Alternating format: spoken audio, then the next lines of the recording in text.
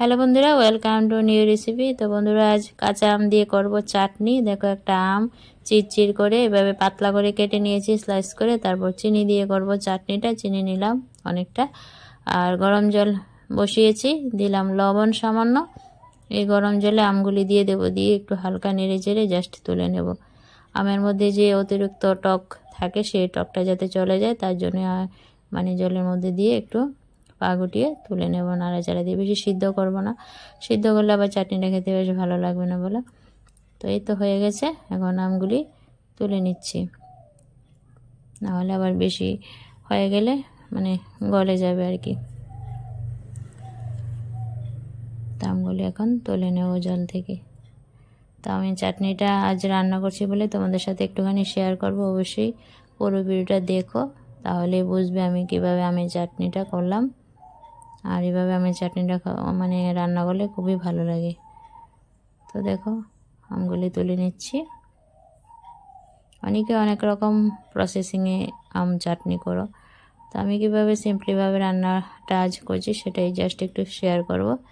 এই তো বন্ধুরা, দেখো আমগুলি তুলে নিলাম জল থেকে, জলটা ফেলে দিলাম, তারপর কড়াইটা ধুয়ে আবারও কড়াইটা বসিয়ে দিলাম।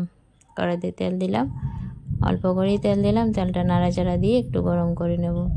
তারপর শুকনো লঙ্কা দেব আর সরিষা ফোড়ন দেব। শুকনো লঙ্কাটাকে একটু ভেজে নেব।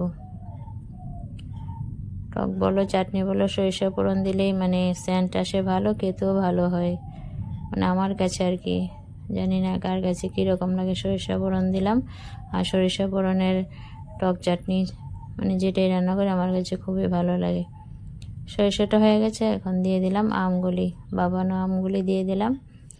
আলতোভাবে একটু নাড়াচাড়া দেব, দিয়ে দেব হলুদ, কালারের জন্য হলুদটা দিলাম, দিয়ে একটুখানি ভেজে নেব। সরিষার সাথে একটু ভেজে নিলে সেন্ট আসবে ভালো, চাটনির একটা ভালো একটা সেন্ট আসবে, খেতে বেশ ভালো হয়। দেখতেই পাচ্ছ, হলুদ দিয়ে আমগুলি একটু ভেজে নিচ্ছি। এই তো ভাজা হয়ে গেছে, এখন দিয়ে দেব চিনিটা। অনেকটা পরিমাণ চিনি দিলাম, যেহেতু একটু মিষ্টি চাটনি করব, তো চিনির পরিমাণটা একটু বেশি দিলাম। তাই বলে চিনিটা দিয়েছি যে জেলি জেলি করব সেরকম না, একদম চিনির শিরা যেরকম পাতলা হয় পাতলা করে আমের চাটনিটা করব। আর পাতলা চাটনিটাই আমাদের খেতে বেশ ভালো লাগে। জেলির মতন করে যে চাটনিটা রান্না করায় সেটা আমাদের পছন্দ নয়। তো হালকা পাতলা টক মিষ্টি চাটনিটাই আমাদের বেশি করা হয়। যারা আমার পুরানো বন্ধু আছো দেখতে পাবে, আমি টক মিষ্টি চাটনিটা প্রায়ই রান্না করে থাকি। কোনো সময় টমেটো দিয়ে, খেজুর দিয়ে, কোনো সময় কাজু বাদাম খেজুর দিয়ে। তো আজ করছি শুধু কাঁচা আম দিয়ে। দিয়ে দিলাম সামান্য লবণ, মিষ্টির ব্যালেন্সটা ঠিক রাখার জন্য। নাড়াচাড়া দিয়ে কিছুক্ষণ ফুটিয়ে নেব।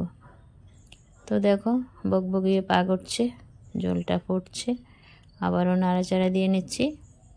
চিনির শিরাটা মানে আস্তে আস্তে ছাড়বে, আর কালারটা চেঞ্জ হতে শুরু করেছে, দেখতে পাচ্ছ বন্ধুরা।